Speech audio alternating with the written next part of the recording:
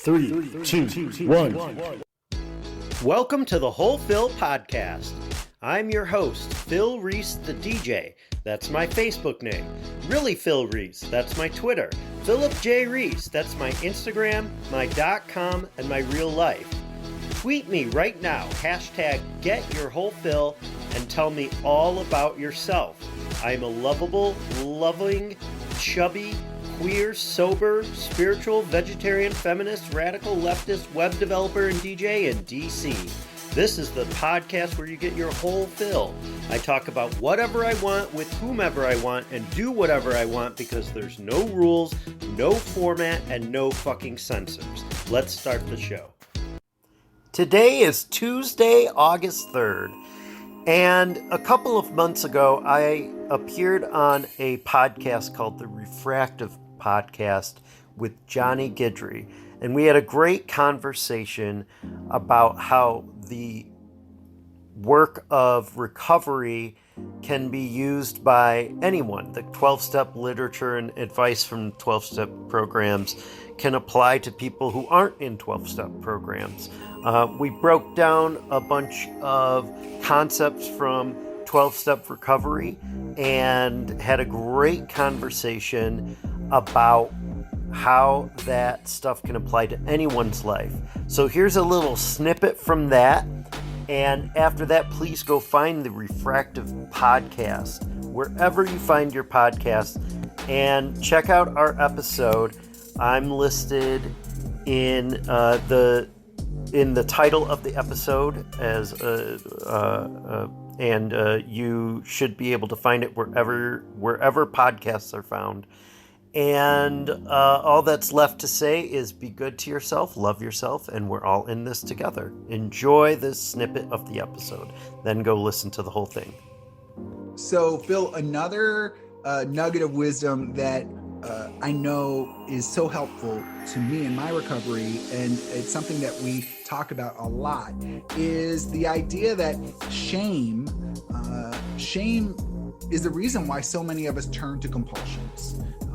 And it deepened our reliance on these various substances, whether it's food or drugs or alcohol, to numb and muffle the shame we felt. And so we've said that shame lives in darkness, and that when we take the lid off the shame box and we let light shine on it, it loses its power. And I know that there is an expression that we use in the rooms about shame and the burden of it. And why don't you share with us how that goes?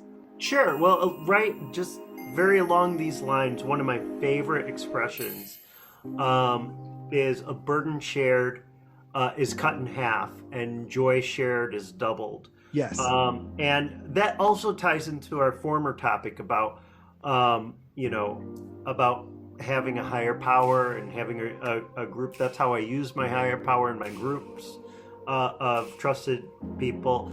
I like I said, I go to them with a burden, and I find it's really true. Again, prior to this sort of journey I'm on now, I was an island, right? I would walk alone, whatever was happening to me, I would either hold inside bitterly or I would lash out and act out over it. Neither very healthy at all. So instead of doing a tweet storm of anger or sitting around moping in bed or, punching my wall, again, I reach out and I share. And this goes for shame, and this goes for things that I am hurt by. Yes. This goes for things I'm I'm disappointed in. This goes for things that perplex me.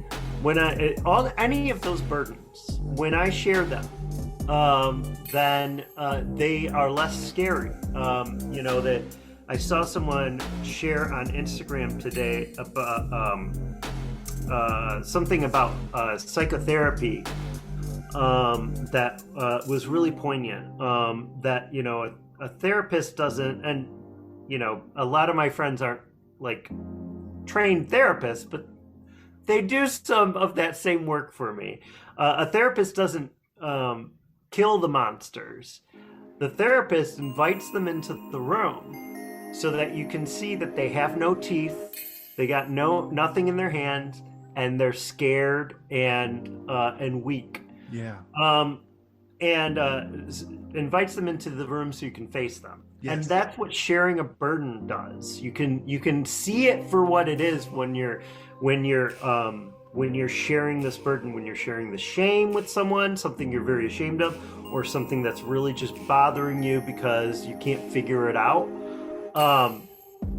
It loses its teeth. It loses its teeth so fast. And the more you do it, the easier it gets, and the more effective that gets. Yes. And you don't need to take our word for it. Again, you can go to any religious practice, from Catholicism to Judaism. They all have processes where you look at what is weighing you down and you share it with someone, right? You either go get absolution for a priest, or you have your family ritual in Judaism. And the point is that if you don't get it off your chest, you begin to withdraw. You begin to live in fear. You begin to live in isolation because you don't want people to know. And the fact is, like you said, with that whole monster scenario and the therapist, it's like the thought and the belief of what we're holding is so much more harmful than what is really there, right? The power is in the thought and the energy we give to it rather than what it actually is. And I mean, why do you think therapy works, right? Why do people pay for therapy? Because they need to go get stuff off their chest. They need to explain what's weighing them down. And and we do that in recovery very often. That's what we share about in meetings, right? Like when we talk with other members of a fellowship, we share that stuff so that it doesn't weigh us down and push us back into our compulsions. Again, that's why it works on the small stuff too.